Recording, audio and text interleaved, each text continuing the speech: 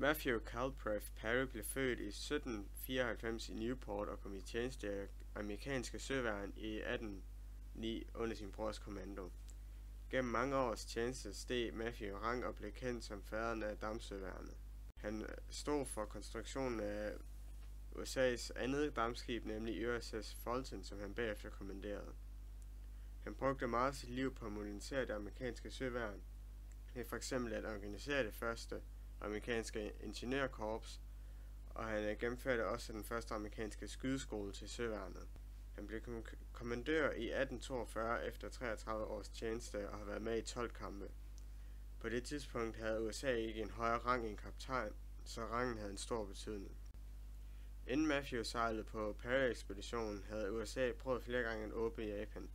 I 1797 til 1809 handlede USA med Japan under det hollandske flag, som var det eneste vestlige land, som havde en handelsaftale med Japan.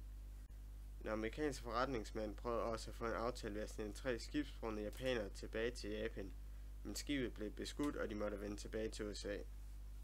Da alle forsøg mislykkedes, mente USA, at den eneste måde at få Japan til at åbne sig var en magtdemonstration.